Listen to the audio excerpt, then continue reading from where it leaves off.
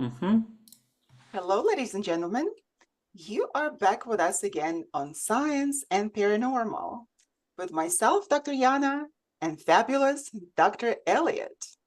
Today, we have a fantastic guest with us, Alex Martin B.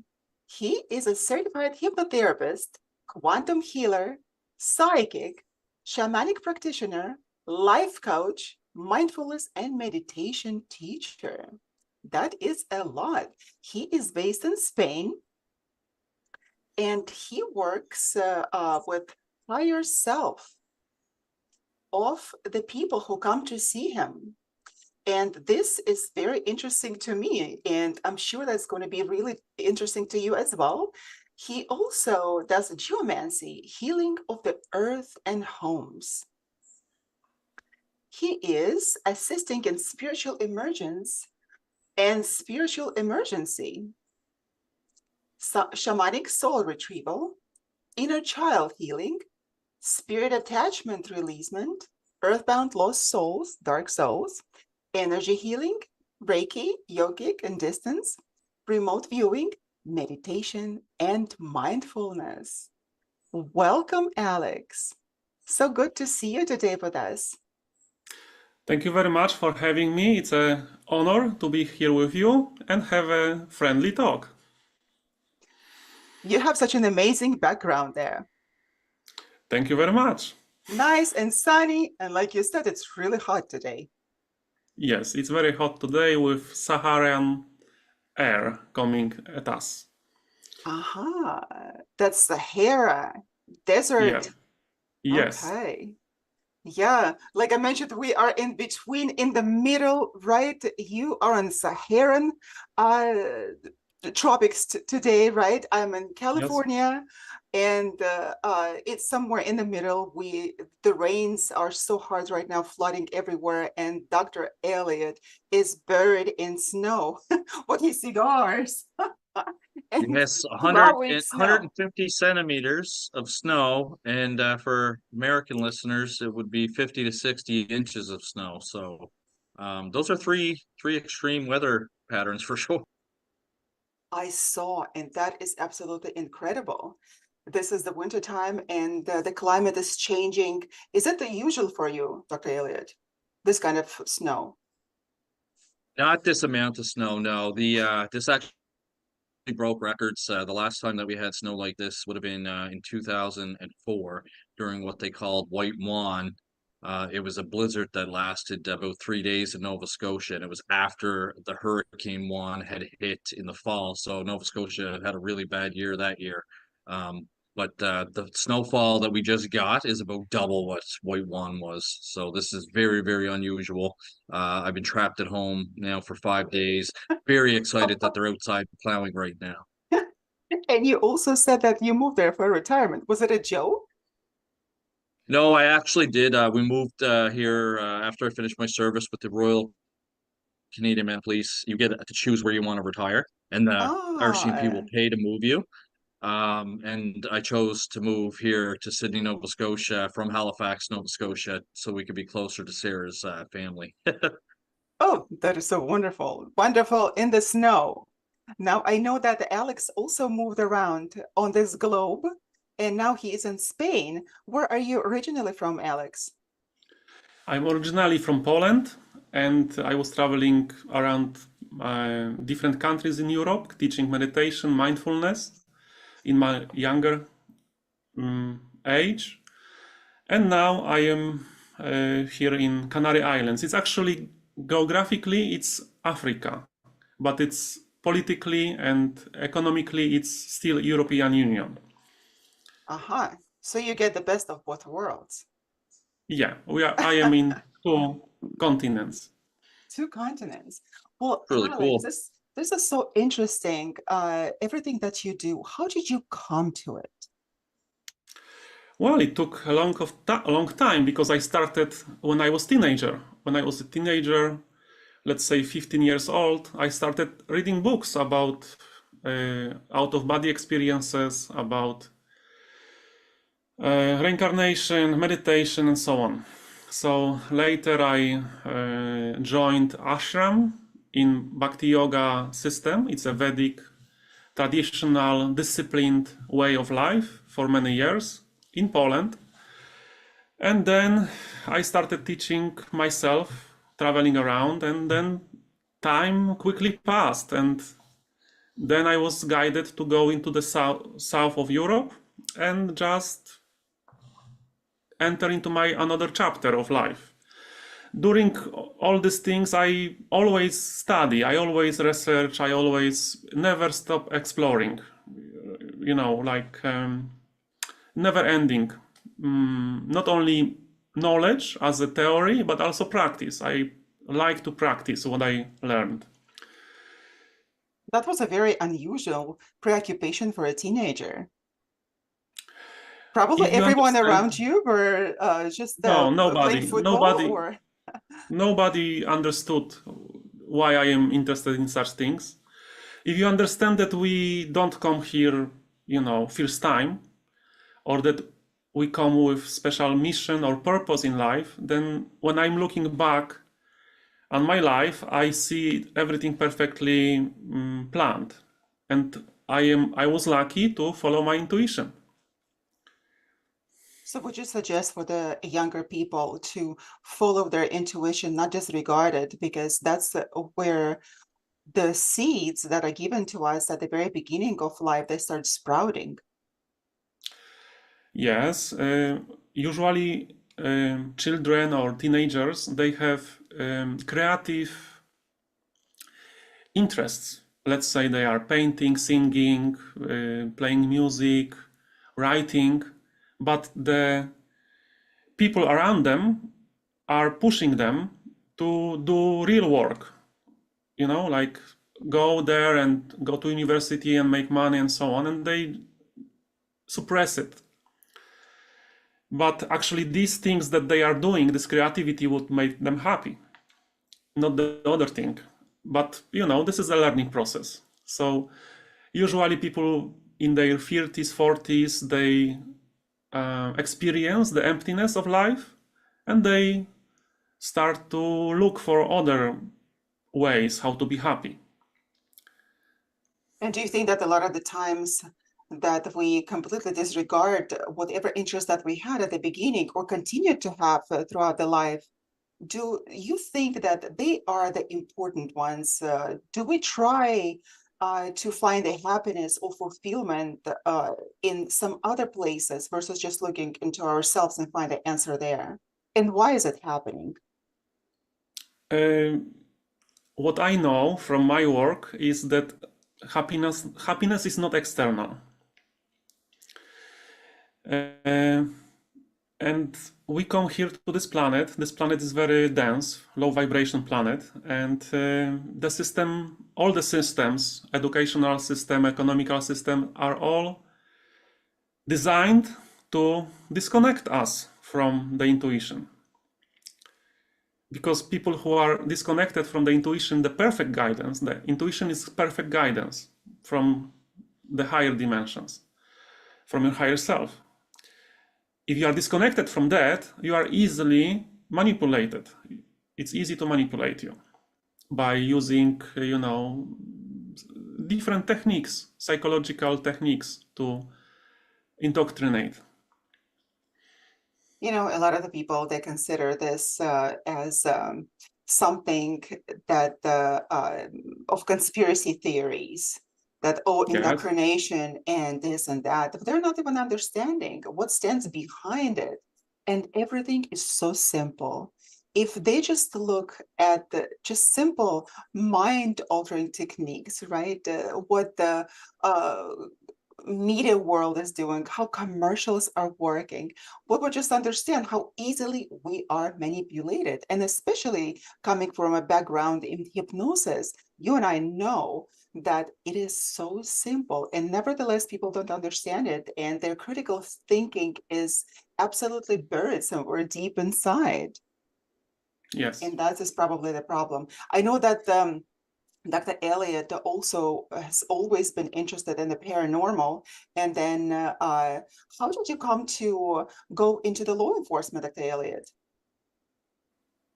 Well, I always knew that I wanted to be a police officer, not just any police officer, but a homicide detective. So I used to watch the show Unsolved Mysteries, which mostly talked about cold cases, and that captured my attention. But every once in a while, they throw a story in there about ghosts or UFOs, and that also captured my attention. So then, when I was 16 years old in 1997, I discovered the X-Files television show. It had been on TV since 1993, but I hadn't seen it, and I thought it was really cool that you had two law enforcement officers investigating paranormal. And then when I started to dig into it, I found out that the organization I would later go work for, the Royal Canadian Mounted Police, used to investigate UFOs back in the 80s. Actually take reports and investigate them. So it was really cool, and that's kind of what got me involved in investigating. So everything, all your skills that you have gained along the way, they are actually helping you to do your job as an investigator. It certainly improved it, yeah. So when I about the early 2000s, I joined a group called the Center for Parapsychological Studies in Canada, and they did a lot of haunting investigations. And that was under my mentor at the time, Dr. Daryl Walsh. So I got to kind of learn parapsychological investigations under some experienced people, and then certainly getting law enforcement training. Uh, um, I honed in on, those skills, the good interviewing skills and investigative skills. And I totally relate to what Alex is talking about with, the not being aware of your, surroundings. And I was just talking to Sarah about this the other night. We live in Canada, and we tote that we're a very democratic country and a free society. But the Canadian government still issues its own propaganda to the people as well. It's just we don't see that as Canadians. We feel like, our government is a good government, but when the government of Canada sends out messages, they're still sending out their propaganda that they want you to buy into. So I found that very, very fascinating what Alex was talking about.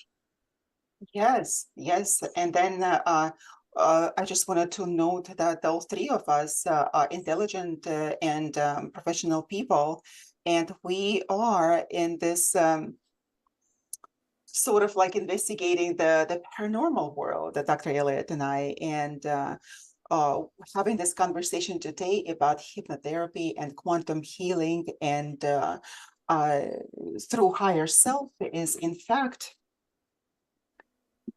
can be considered as by the mainstream medical science as something that is not helpful. Nevertheless, there are tons of people who are coming to us, to natural healers, to hypnotherapists, to quantum healers, to find other ways to how to heal ourselves. And it works, and people leave happy and healthy, which is amazing.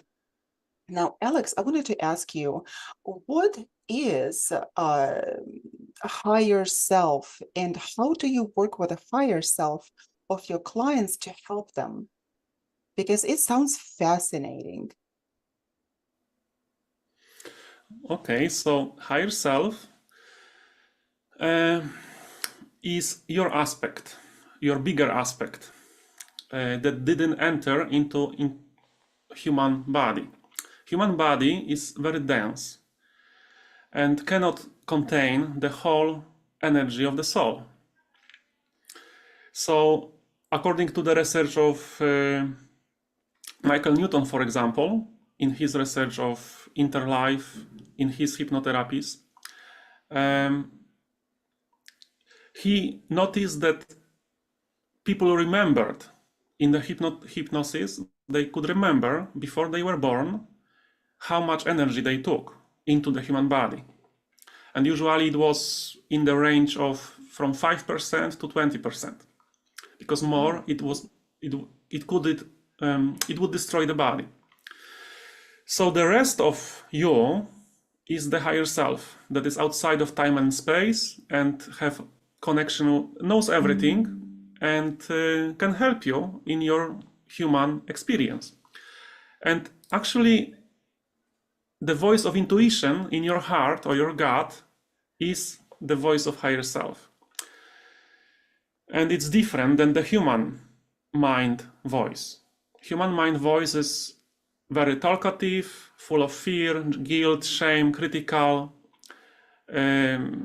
simplifying things. Doesn't matter if it's true or not, it just simplifies reality for you. And it's very loud. It's like, loud all the time, talking and talking. In the yogic literature or tradition, it was called monkey mind. It is jumping from one branch to another branch.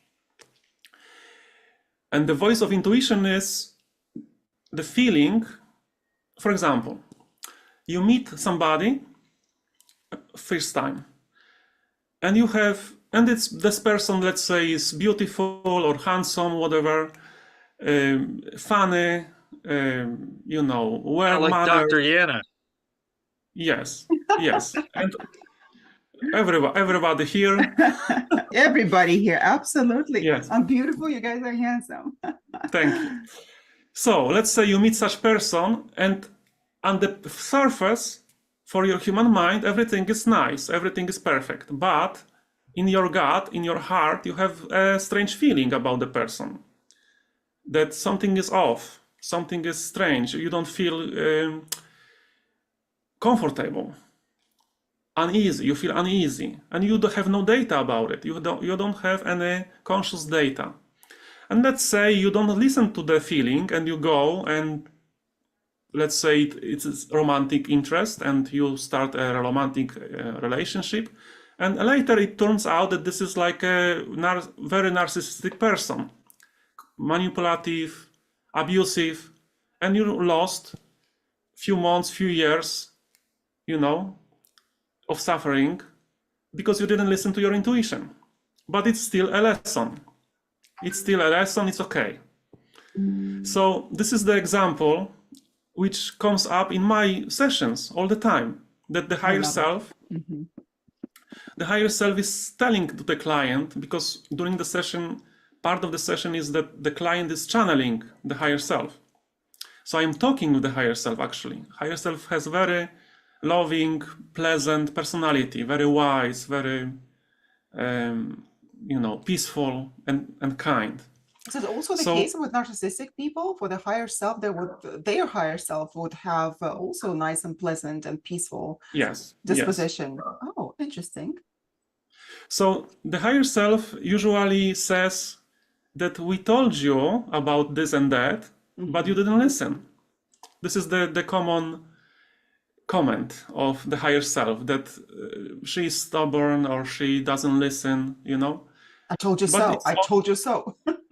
Well, not in this way, like passive aggressive, but in a pleasant way, that this is all the lesson. This is all lesson, and you learn anyway. So all that low vibration energy we see, like shame, guilt, apathy, grief, fear, desire, pride, these are the contaminants of the soul. That you come here, you can imagine this low vibration energies like a tar. You come here and this sticks on you every lifetime. You gather and gather all these lower vibration energies, and then you are like completely in a tar baby, and you barely move. So I had all kinds of people in the hypnosis. Some people were here for hundreds of lifetimes on this planet. A lot of karma to undo, a lot of lessons still going on. And I had also people that came here for the first time. I had souls that came here and let's say they are second lifetime on Earth, but they have rich experience on other planets, lifetimes on other planets. How do they differ, these young souls from the older souls? Depending if they have experience on other planets, or they are just new in existence. If they are new in existence, they are very innocent, and they just want to learn anything, just, for example, what is anger? Because anger, or these low vibration emotions that I mentioned, they are not very common in the universe. They are on such places on this planet. Sometimes, you know, if you want to learn about, for example, I know that people like stories, they remember stories, so I will tell stories from my work. So I had a person from Spain that remembered a lifetime when he was a general in a Roman army, ancient Roman army.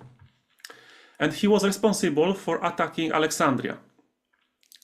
He was a general that was responsible that the library of Alexandria was burned.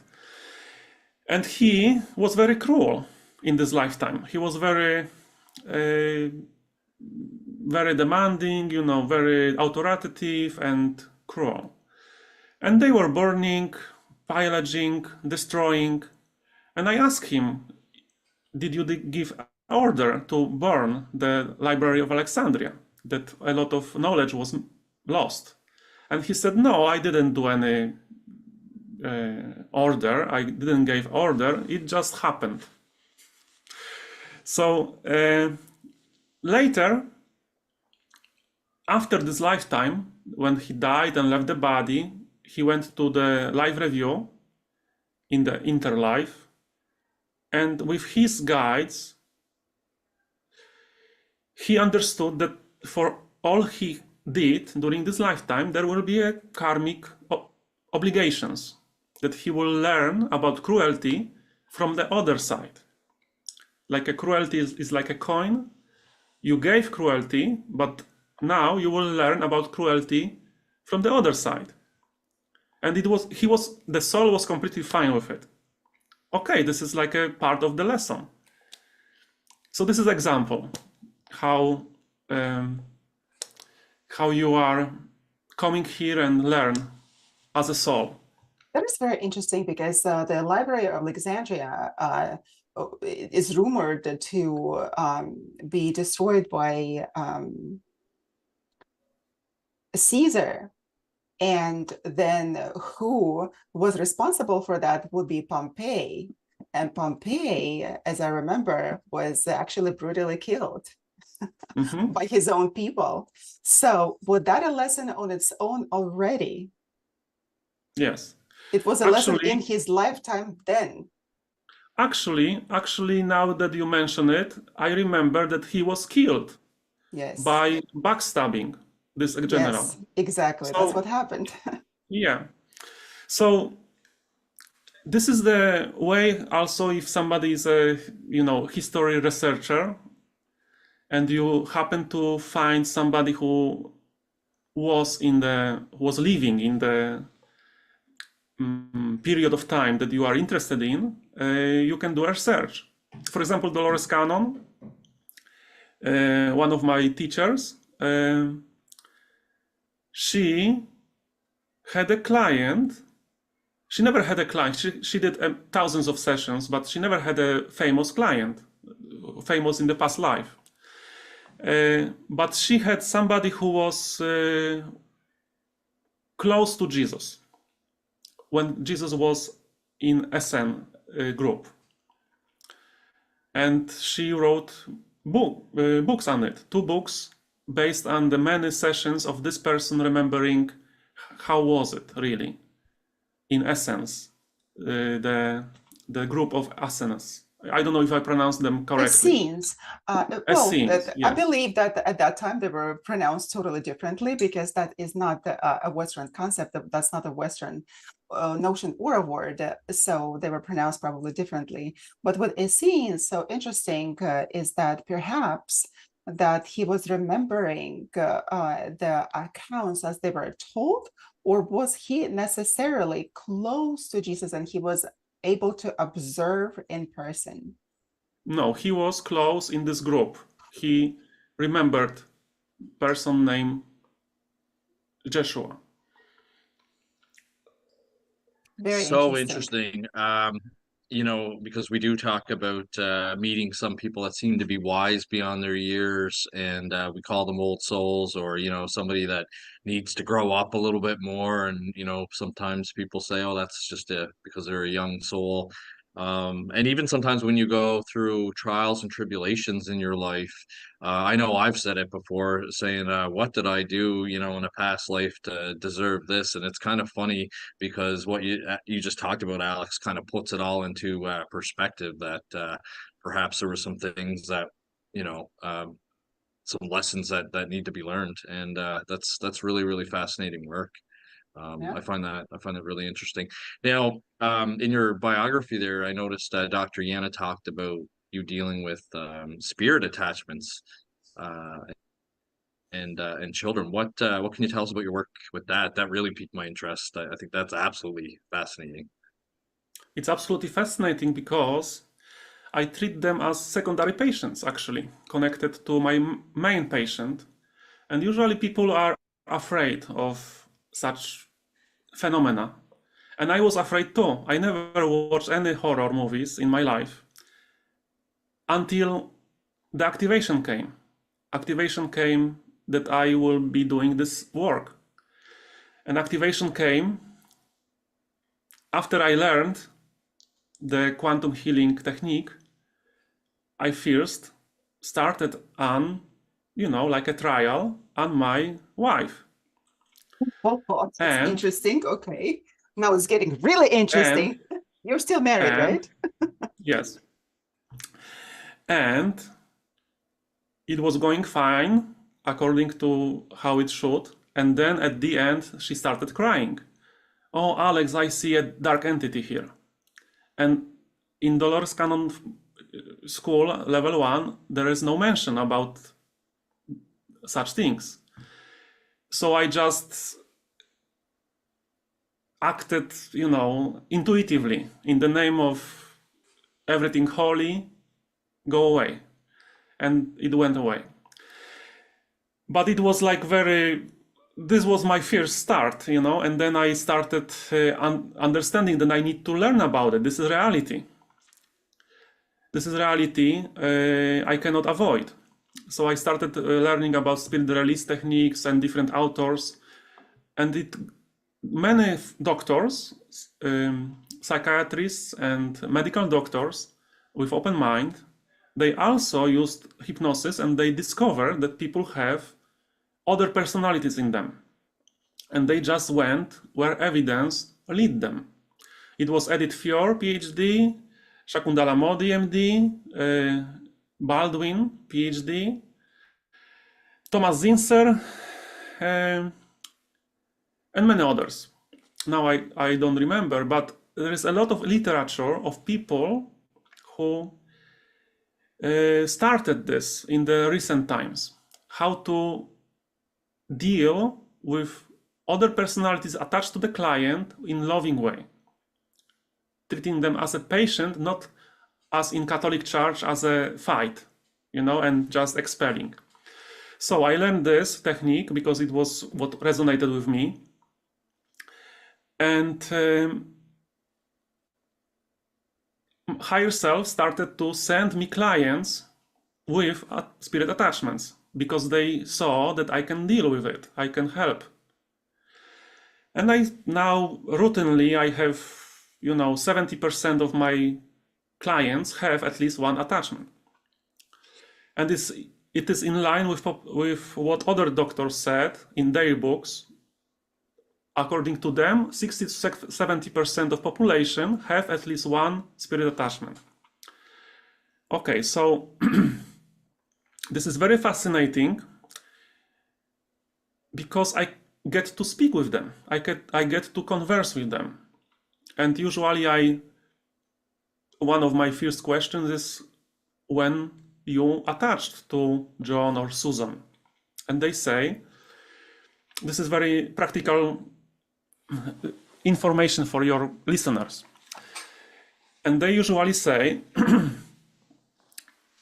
oh, he was depressed, or she was drinking a lot of alcohol, or he was in anesthesia, or she was very sad because her mom died, or some very intense emotion apparently is disabling our aura or our shield. Also, drinking alcohol, taking drugs, even marijuana, makes our shield with holes, porous. So it's very consistent. What I am hearing from the spirit attachments is very consistent with what I read in the literature. And the people that come to me, they have no idea about it consciously. You know, they are not researchers of paranormal, they are just person that comes with unexplained heart pain that nobody can explain. And those It turned attachments out are responsible for those problems, physical problems, or even mental not problems, right? all kinds of problems. Mhm. So let's say the young man has dementia, you know, and it's unexplained why he has dementia. Because his grandma wanted to hug him last time before going to the light and got stuck in his auric field and brought to him her dementia. After the spirit is released, dementia is gone, or any other problem or symptom that is unexplained. So there are thousands of clinical cases, not only from me, but many doctors that healed schizophrenia, psychosis, bipolar disorder, and all kinds of allergies, all kinds of cancers, all kinds of phantom pains after the spirit went back to home to light, taking away the symptoms they brought. That's something that you don't hear of every day, especially in my investigative world, is helping that spirit in a positive way. Like you said, there's a lot of talk about forms of exorcism and expelling spirits in other cultures as well. So I find that really interesting. I have worked cases where people felt they were being oppressed by a spirit attachment, and like you said, it comes with symptoms of fatigue, depression, things like that, anxiety. So I do find that really, really fascinating. Have In all your research and your practical experience, have you come across ways in which these attachments happen? I know you hit on some of the low socioeconomic points in people's lives if they're, drinking too much alcohol or abusing drugs, going through a rough time, because obviously that's making them very vulnerable. In my investigative world, we always talk about being careful when you go to haunted sites, about getting things, attached to you and bringing it home. What kind of things have you come across where an attachment can occur with a spirit? Apart from what I told you, there can be also relationship going on for lifetimes. Imagine extremely jealous husband. I had such case. Extremely jealous husband from few lifetimes back, following her life after life, attaching to her whenever it's possible. Until we found I always joke with Sarah that I'm going to do that to her if I pass on. I said it's I'm gonna possible. haunt her until she that's wild. Yeah, that's very, very fascinating. And you had a client that you had to help with that problem? I needed to do psychotherapy and the spirit. You know that I work with beings of light to bring light and love to change the perception of whatever is happening. So after we brought light to and cleanse the spirit from all these negative low vibration emotions and programs running in him, he started to understand that what I am doing is completely crazy. I need to go back to the light, go through the normal process of, reviewing my life and learning, and then choosing another life or going to some other place. So he understood, and he was forgiven from the client, and he was escorted safely back to the light. And the symptoms she had disappeared. The symptoms of anger, uncontrolled anger towards any male. She was like irrationally aggressive to any male, and it was coming from him. Interesting. Do you need to know the name of the entity every time or not? Usually no, but I ask, I introduce myself. I'm Alex. Who am I speaking with? I am very, I'm speaking with you. They are people like you and me, souls like you and me, without a body, lost. They are very lost, and nobody sees them, nobody hears them. They are very, not many people that can find them. So I understand their predicament, even if they have negative motivations and goals. I understand that this is all just low vibration on them, low vibration energy, like the star on them. They are, no matter how bad or evil somebody seems like, under all this star, all this darkness surrounding them, there is a spark of God, source. What about the Bright. malevolent spirit? Also, everything comes from the God source. But when you are not careful, you will fall into the ocean of tar, and then you forget. You have amnesia, you forget who you are. And then you act. That is so very important to know, because a lot of the times we don't even think that there's anything wrong with us, because in our Western society, we're not accustomed to even thinking about any spiritual attachments, because it is not a part of our culture. So we would think, okay, like demonic possession, probably that's the closest, that the one that we're gonna get to, right? That would be the religious response, and then from the psychology would be archetypal possession, correct? The names are just the notions, the same notion with different names. And we go to doctors, from doctor to doctor, trying to solve a problem when that can actually be solved easily if only looked in the right direction. Yeah. So I have seen also in my practice so many times that people would come, those that went to doctors one after another, and then they would just come to me and say, I can no longer go to doctors. They don't have any answers for me. And we would find an answer. And that would be as simple as some sort of just innocent attachment. It doesn't even have to be any intelligent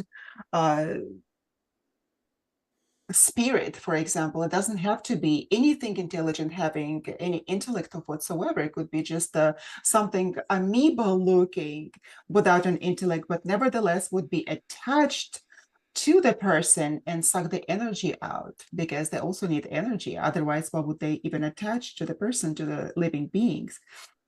So we don't think about it. However, nevertheless, that is a common problem. Like you said, 70% of people would have it, right? Yes, this is the statistics of after thousands of clinical cases of many doctors practicing hypnotherapy and healing people. Not treating them with medication just so they will not commit suicide, but actually removing the disease. What were your other cases that you can tell us about, of the people that had a spiritual attachment that were healed and never had those problems again? Well, so many.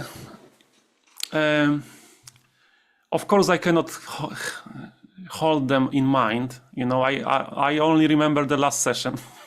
I just flash it out because it's so much trauma, you know, so much emotions during the sessions. I need to flash it out.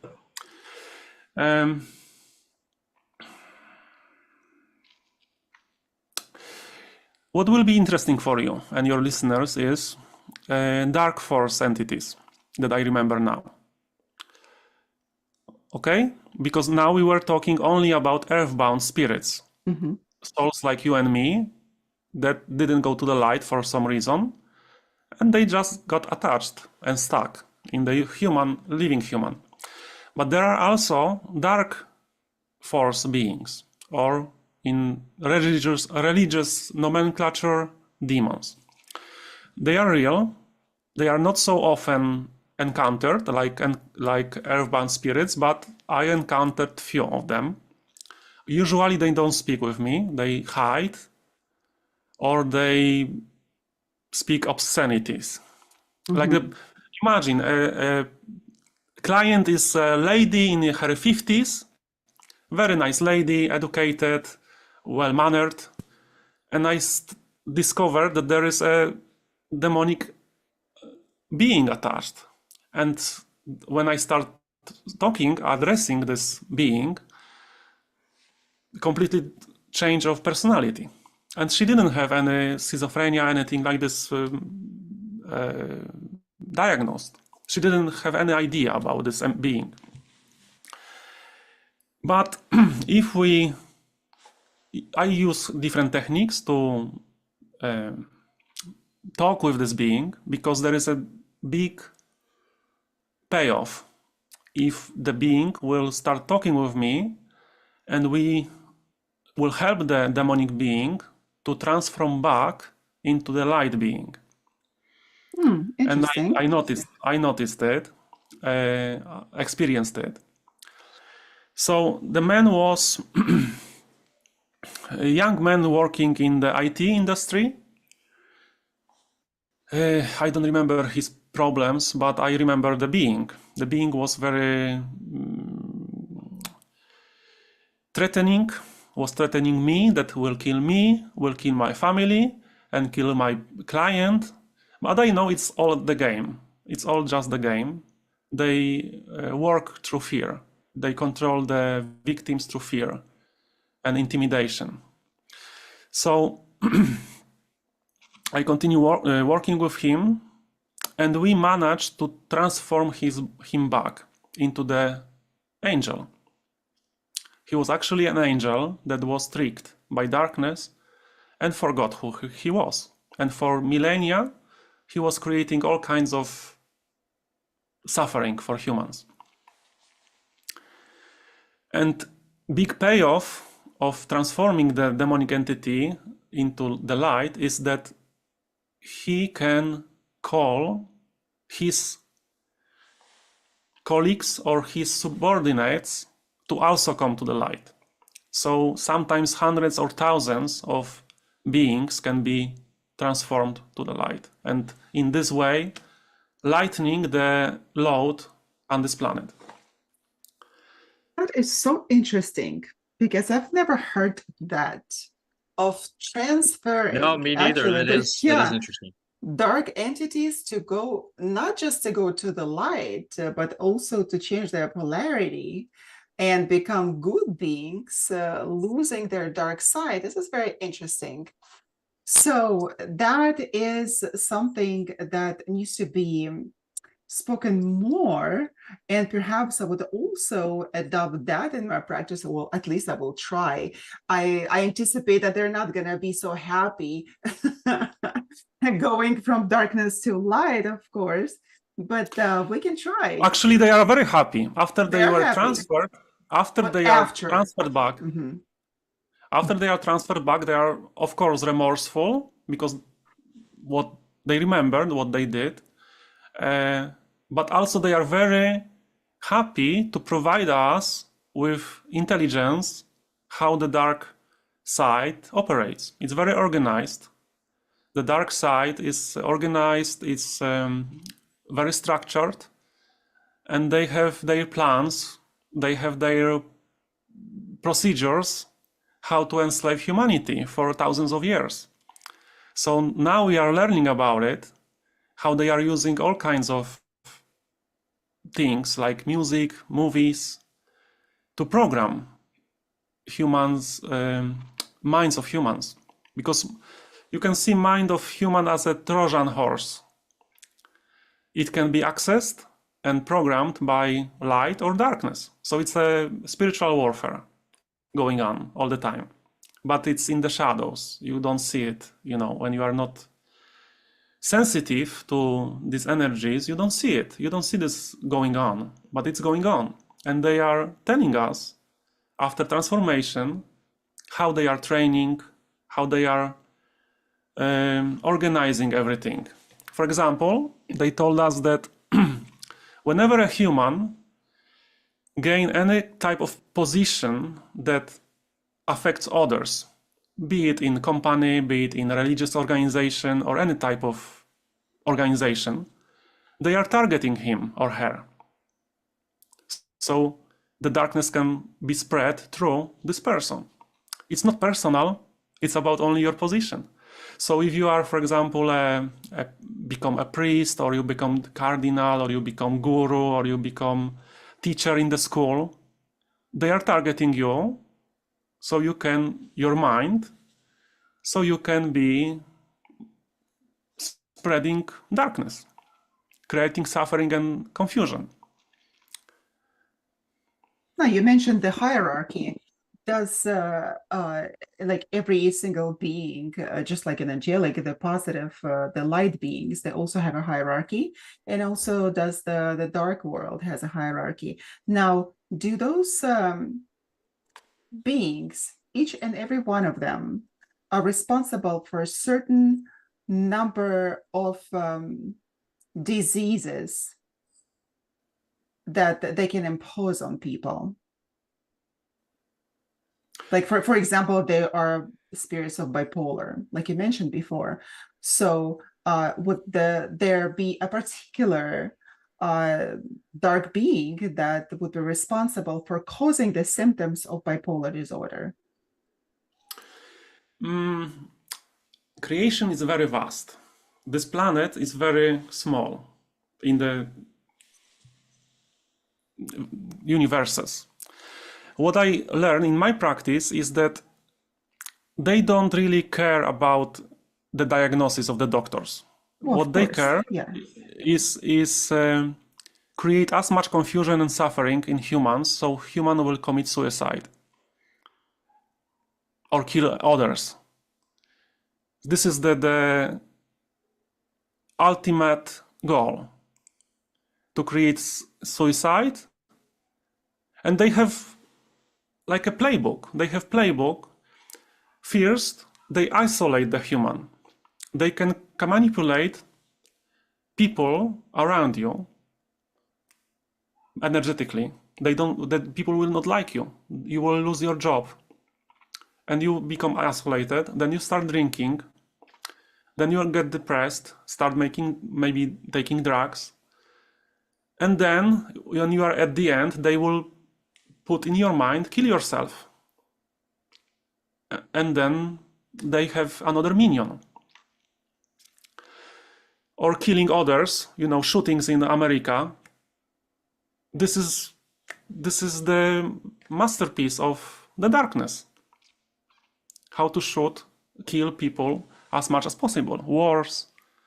Remember, the human mind that we are not the human mind. We only own the human mind, is like a Trojan horse. It can be used by you to the light or by the darkness. You need to be mindful. You need to be aware. What are these thoughts coming from? So bipolar, for example, I had many bipolar people, and they are different varieties. They can come from dark beings, or they can come from just having a spirit that is very volatile emotionally, or few spirits. Because, for example, I had a lady, 60 years old lady from California, and during the first session we sent to the light 3 spirits in her. And she had problems with alcohol. She was isolated. She felt she couldn't do any, emotional connection with other humans. So these 3 spirits on the first session were the first to go because they were creating the most suffering for her. The higher self, remember that during the session, the higher self of the person is the guide, is the main doctor, let's say. I am assistant of the higher self of the person. So the higher self chose these 3 to work on and send them to the light. And then when we spoke with the higher self, they said, it's enough for today. It's a lot of energetical shuffle to remove 3 spirits from her. Let her integrate and discover who she really is. And she was very pissed, like the client, she was very pissed that when the spirit told her what bipolar or other symptoms they created in her, the fear of people, different phobias, fear of everything, and so on. Anger, uncontrolled anger. When the person, the human person heard it, she was, I'm so angry with this person. Why he attached to me? So I had to do also psychotherapy on the client. You need to forgive, if you don't forgive, you will be always connected, You need to let go of the spirit. Treat it as a lesson. So this was first session. And the higher self told us that we need to do another session in 1 month. Usually my session is 1 session. It's long session, it's 5-hour session. And usually person needs 1 session in the life because it's so profound. But in this case, we did another session. There was 4 spirits deeper layers released in the second session. And then higher self said, we need another session in another 1 month. And then there was 3 more. So altogether was 10 spirits in different layers, and we couldn't do it in one time. It would be too much for a person to handle such energetical change. But she handled it well, and after that, the bipolar and all the other symptoms, mental or physical, were gone. But it was long case.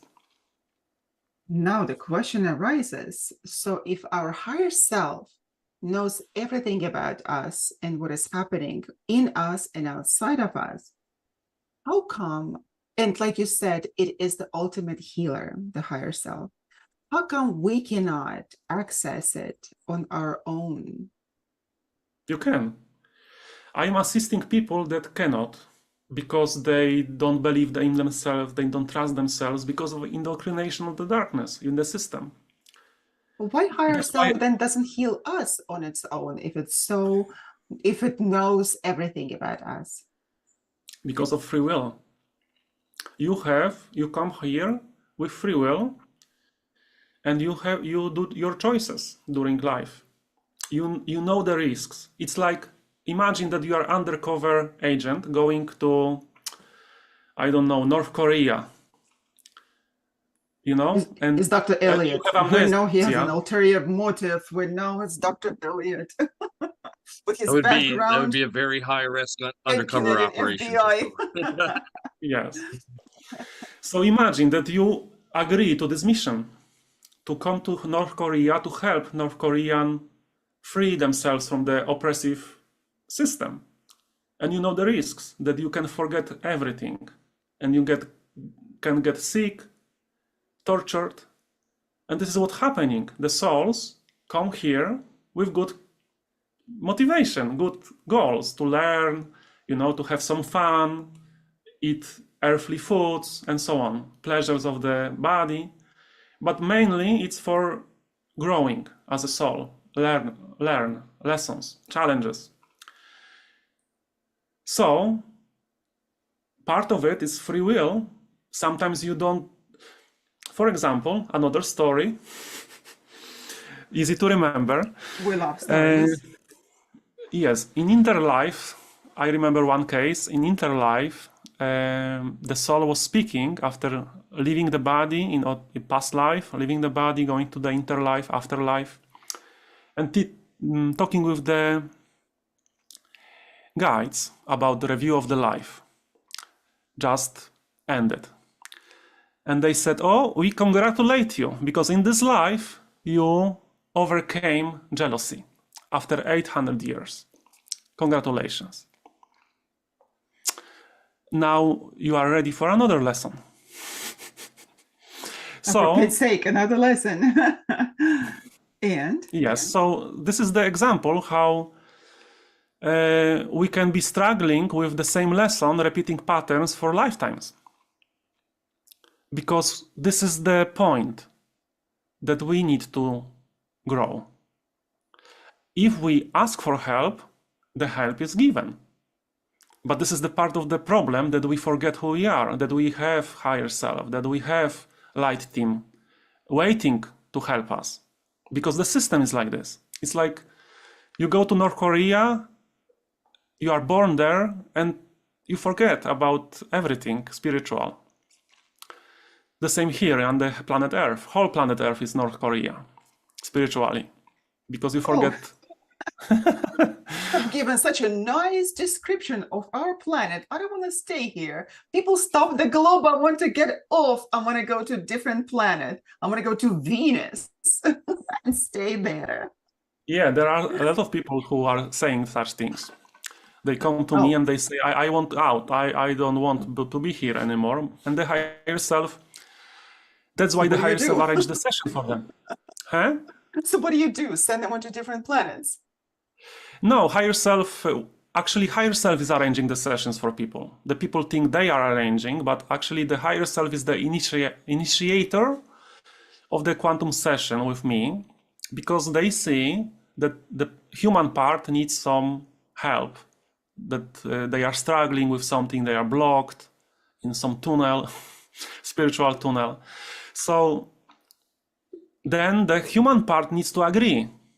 The higher self will not force this, the session on person, because this is the part of the agreement. So after the human part gets the opportunity to meet with the quantum healer or shaman or whatever, and they get good feeling about it, we can have the clarity, enlightenment, and healing, whatever is needed. So coming back to your question about higher self, they know everything, and they why they don't help. It's like you have a child, and the child needs to learn how to walk. You cannot walk for the child, because the child will not learn how to walk. Oh, I thought you were going to continue to talk about, to tell us another story, how the children learn to walk, just like us and adults. So in this sense, would you say then that our higher self is what people call also God, the divine in you? The human mind likes to put everything in compartments, and divide everything. Oh, this is this, this is that. It's a human experience, I understand. But everything is God. Everything is God's source energy. We are all connected. We are just playing roles to have this fun, educational experience. Now, Alex, where is that higher self located? Have you ever discovered where it is?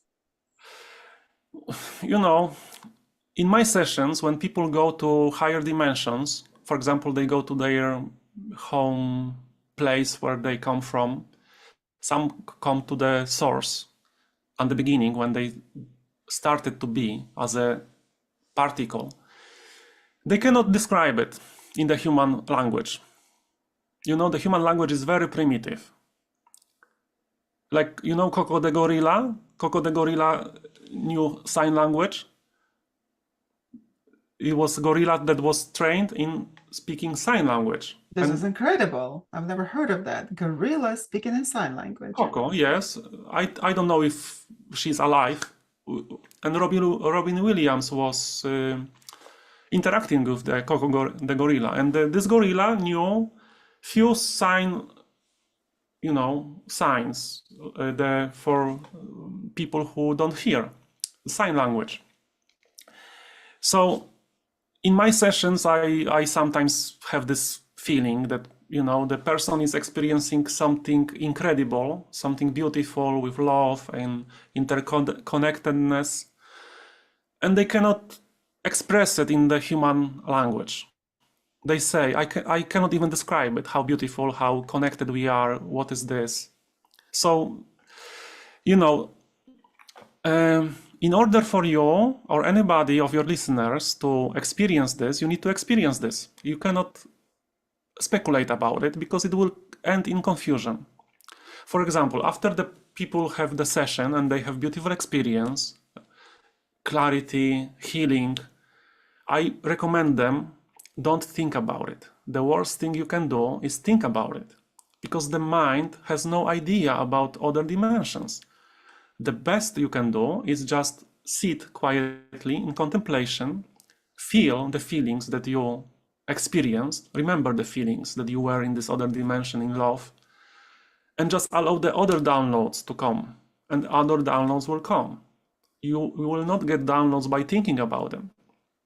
So there is a Newtonian paradigm of reality, that everything is measurable, everything is, you can explain everything logically, but it ends in some point. Over this, and Einstein couldn't jump over it.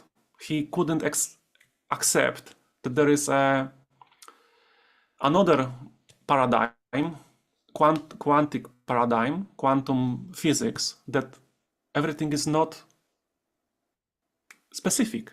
Everything is illogical. You cannot understand it logically because it's another dimension. So this is what we are talking about. We are talking about something that is outside of the human mind ability to comprehend. Well, that's true, but You can, yes. I remember that even Einstein, he was relying on his intuition as well. And he said that that's not everything that we can understand in this world. So yes, he was one of the incredible science minds of our time. But nevertheless, he also not just believed in intuition, he knew that there is intuition that is guiding us as well.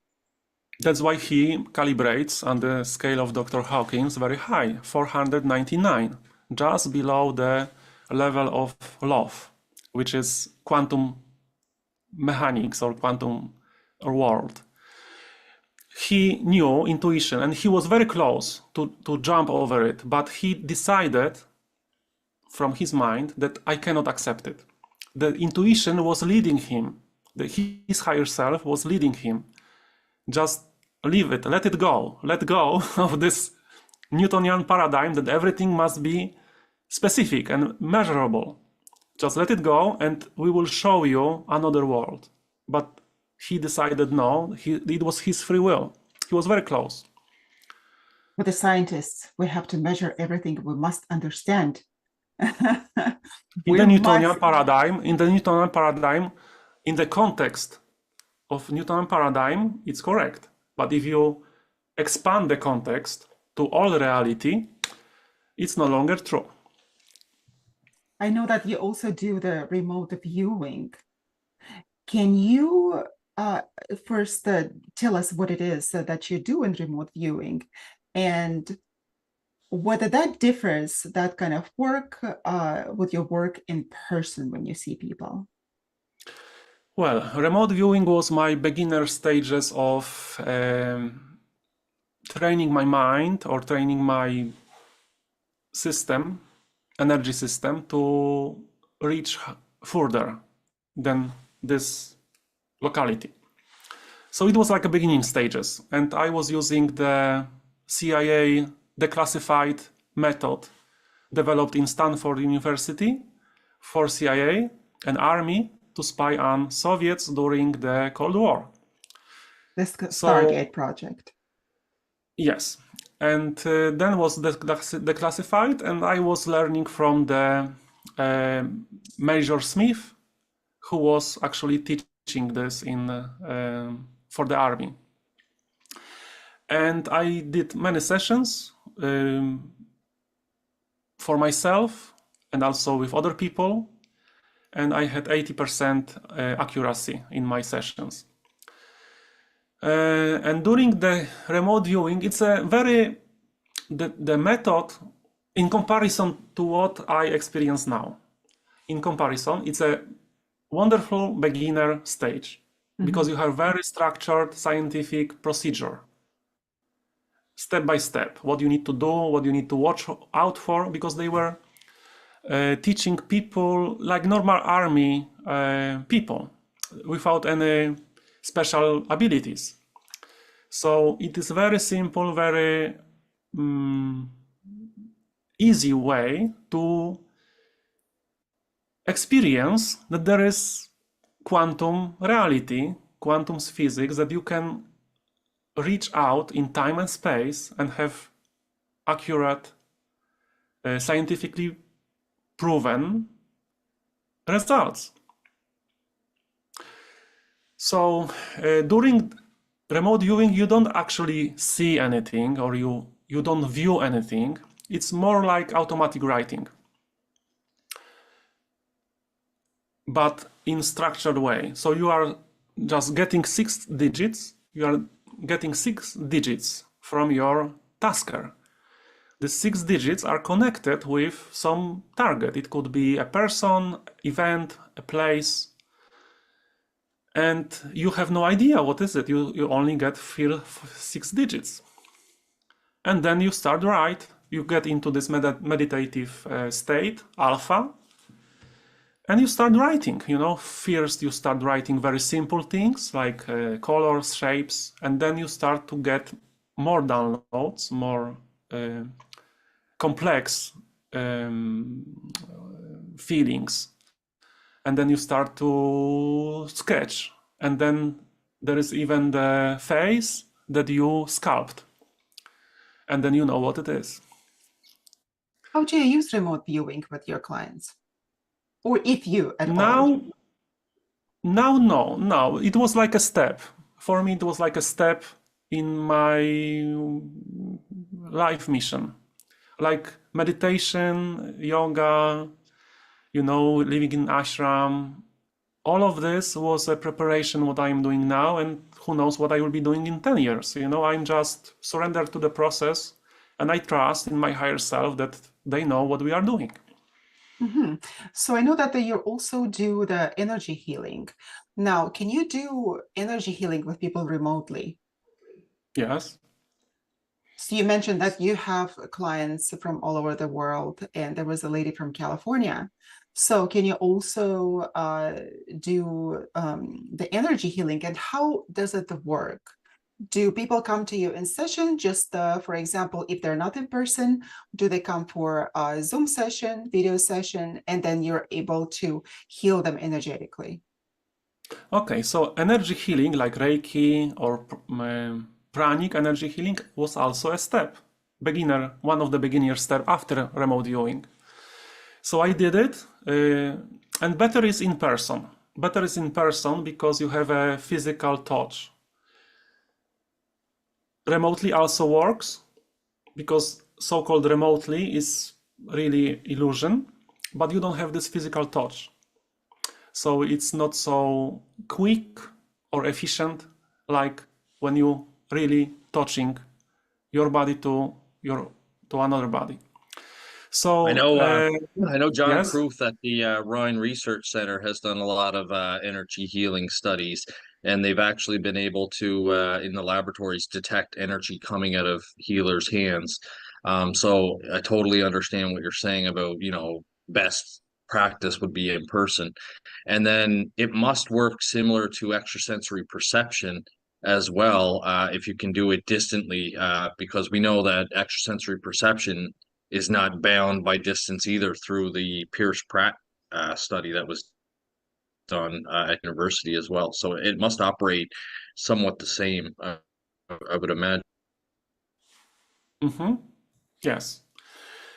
Because we are operating in the quantum. We are Exactly. operating in quantum reality, that one atom on the one side of the universe can influence through quantum entanglement another atom, another side of universe in the same time. There is no speed of light Absolutely. involved. So everything is connected. And there are no secrets in the universe.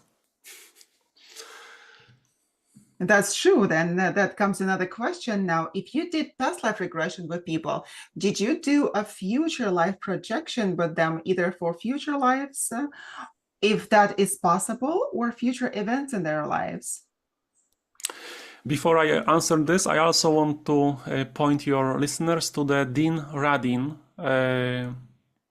books and his research about paranormal, extrasensory, scientific experiments. He proved already many times telepathy, remote viewing, precognition. So this is something very interesting for somebody who is, starting with it. And now back to your question about future. Future depends on the free will.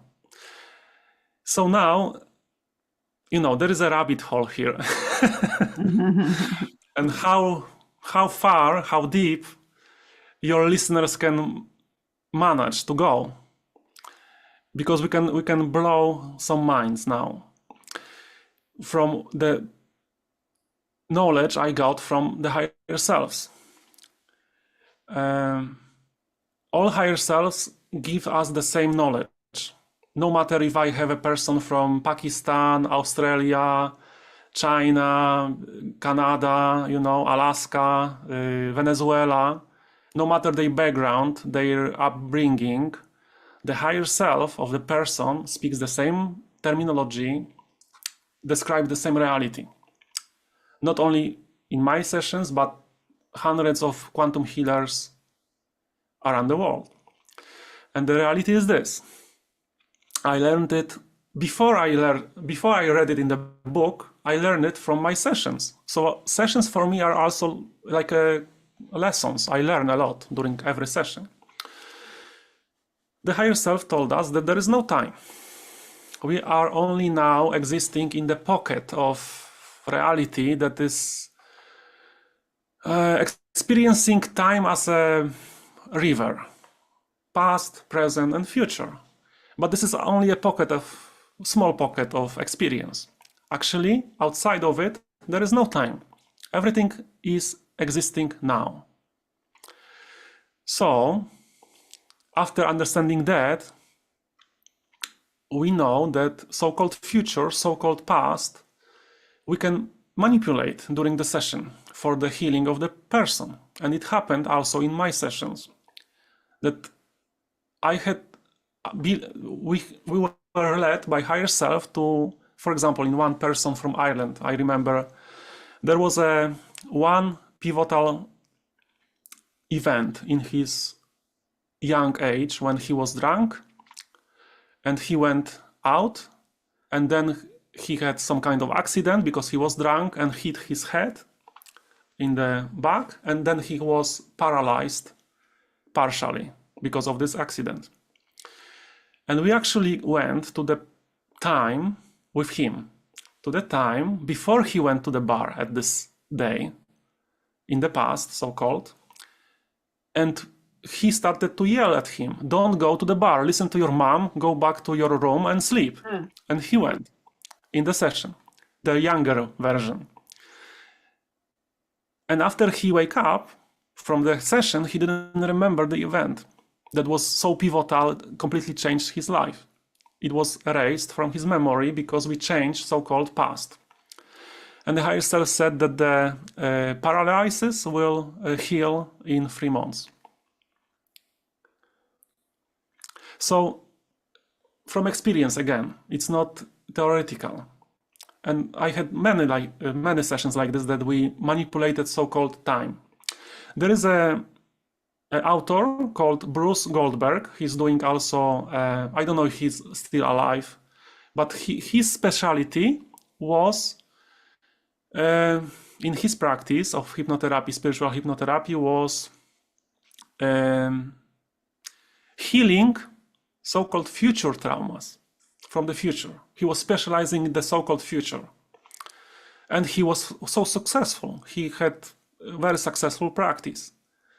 So this is again, you see, the Newtonian paradigm, the human mind paradigm. There is a time, and this is perfectly fine for the human experience. But now as a planet, we are ascending, and more people are awakening to other paradigm, that there is more, and the human mind is not sufficient to use it, to understand these things. So higher self avoids to speak about, for example, I don't know, three sessions ago, somebody prepared the question. One of the questions was, how long will I be in this body? When is the death date? And the higher self never answers such things, says it's irrelevant. She doesn't need this. It's terrible to know. So the higher self always has the highest good of the person in mind. They don't want to overwhelm them. They don't want to give them too much or too little during the session. It's just perfect. Well, what is difficult and bad to know, the higher self nevertheless knows the time that the person is going to end life, right? And the Yes. age. So they do know. Yes. So if it is possible, then it is possible to look into the future as well. I know that I don't do future projection quite often, and we don't look with my clients into the future that much, because not that many people also want to know, but those who do, not always that we go there, because they don't need to know certain things. However, few times that I went with my client forward in time, we were able to see the fragments of time that proved with time in their lifetime, in this lifetime, that they all came true. And those were the places that took time already in the future, what they saw now, for example. So that is very interesting. We need to investigate Bruce Goldberg. I just did a quick search there. He's still alive from everything I can see. He would be 76 years old. And Yes. maybe in your state, actually, Yana, in California. Nice. Then I need to go see him. Yes. It will be wonderful for your That would be listeners. wonderful. Mm-hmm. Yeah. I think he has a long practice, long experience. That's fantastic. That's fantastic. Yeah, We've had... yeah, it says he has an interest in alternative medicine, parapsychology, and metaphysics. So he sounds like certainly an interesting gentleman. And isn't that interesting, gentlemen, that even in Radin, he was electrical engineer. And once you are, you always are, right? So his bachelor's and master's was electrical engineering. However, then he got his PhD in educational psychology and became a parapsychologist.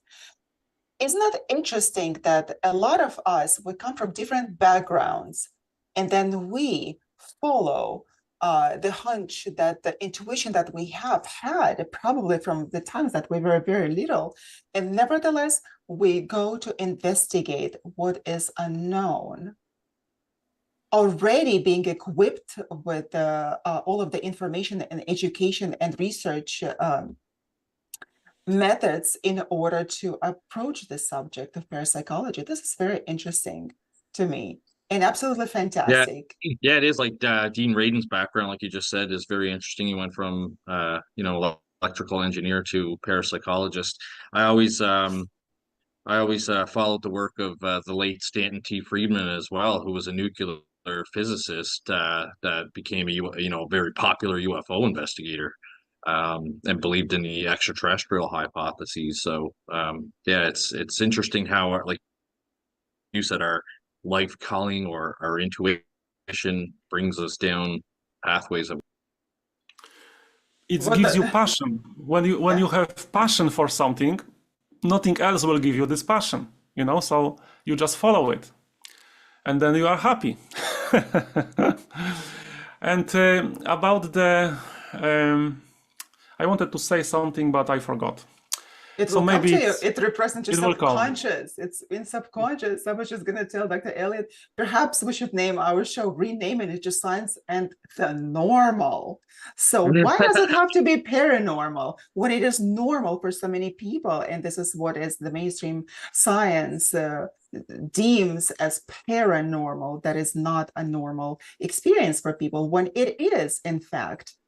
And people live their entire lives working, like, for example, Alex, you and me, we all consider that a normal experience. And yes, sometimes it gets scary to us, sometimes because we live on this earth, in this body, and not always that we see what other people have. And that's a good thing that we don't know when we're going to die, right? That's a good thing that we don't see all of those entities.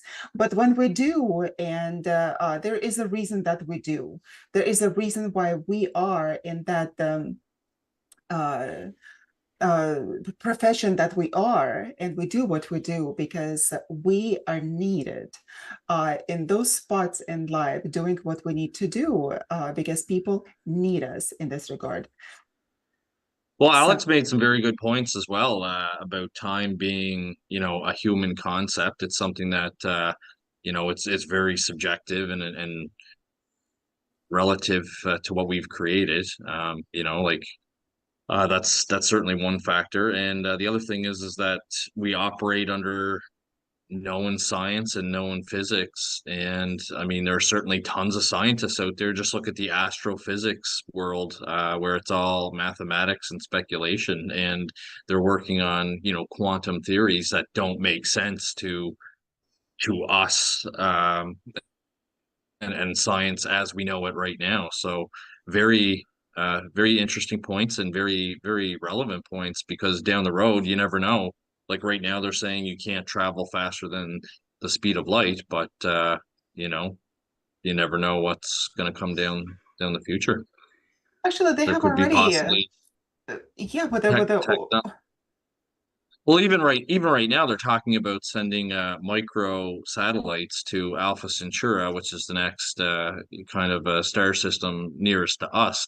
And they think if they can zap it with lasers, they can get it to reach 20% the speed of light. Right now, nothing goes 20% the speed of light that we know here on Earth, but they're already developing ways and technologies to try and do that. So it would take 40 years to relay information back to us, which is still a lot faster than, you know, modern contemporary technology. So you never know what the future is going to hold. Very interesting concepts. A lot of what Alex Now I talked about remember the today story. was ah, Now I came remember the back from story the yeah, subconscious. when Elliot now was saying about the, because I'm also hobbyist astronomer when I was a teenager. So there was a story about the developer of the remote viewing. What was his name? Anyway, there Russell was Park? a probe. There was a probe sent to Jupiter for the first time. yes. I think I remember Yes, this. Are we Yeah, talking and about they the Russell remote Park, viewed. guys? Yeah, was it and he Russell did Targ? remote viewing, and he did Right. remote viewing Yeah, before the, and he got that the Jupiter has rings, Mm-hmm. which was completely everybody was laughing at him. But yeah, then the probe confirmed. So that's right. my like conclusion is why we need to do everything in the dense matter when we have ability to work on the subtle matter and go in any place in the universe with the power of the mind. And that That's who was it was. already done before. It Guys, if was you, Ingo Swann was Windows the One, yeah. remote viewer. right. That's it. That's right. Yes. That's right. Exactly. Exactly. And But I you're think right. Once the probe finally reached there, it actually confirmed some of the stuff that he had remote viewed. that, and if we look back into the ancient history, we will see all of the symbology that there were already rings around it. And how did they know long time ago, centuries ago? So it was already known to humanity before, and somehow now it was a laughable subject until the science and telescopes were actually able to prove it. So that is absolutely fantastic. What the future is going to bring us, we don't know, but it is surely developing so fast that we cannot even catch up with that, with AI and everything. It's just, it's scary. And for the younger generation, it's probably easier. For me, it is something out of the paranormal realm. Yes. But in reality, it's quite normal and becoming a part of everyday life. Yes. It's only perspective, you know, like I noticed that people who are raising their vibration, their consciousness, they start to see the same things in different way. The perception changed, the perspective, the understanding changed. What before was scary later becomes like something that I can work with. Exactly. What used to be magic and metaphysics is now explained by the science. Yes. So that is Yeah. incredible. That is absolutely incredible. Our time is actually coming to an end of our radio show. And I just wanted to thank you, Alex, for this engaging, incredible conversation and the insights in your private practice with people. And thank you for doing this work on Earth with people and actually with those entities that you change the polarity. And just like now, people are able to change the gender, you change their polarity. It's like changing their gender, but they're happy with that, right? And they go to the light. So that is so incredible. So thank you for doing this work. Thank you very much. And we hope to Thank you meet very again. much. Thank you very much. How can our listeners find out more about your work, Alex? Do you have a website, or is there any way if they have any questions they can get in touch with you? Yes, I have a website, www.clarityhypnosis together .eu, like Europe, EU, not com. And there you can read about my work. You also have recorded sessions that people wanted to share. Some sessions were so incredibly useful for others that people wanted to share them. And they are Oh, it's on my fantastic. website. You can watch how I work. And also, if you want free half-hour consultation with me to talk about whatever issues you have, I can help you with that. You can book this session on my website. I do consultations on Wednesdays and Sundays. That is That's amazing. fantastic. That is absolutely fantastic. And we highly encourage everyone to reach out to you should they have a need to do that, or just to learn things about themselves and get in touch with their higher self. That is incredible. Well, thank you. Thank you, Dr. Elliott, and thank you, Alex, for this engaging conversation. I highly enjoyed it. This has been the podcast Science and Paranormal, already normal, with Dr. Yana and Dr. Elliott. We are going to meet again next week. Goodbye, Thank everyone. you very much. Thank Thank you. you. Bye-bye. Thanks, Alex.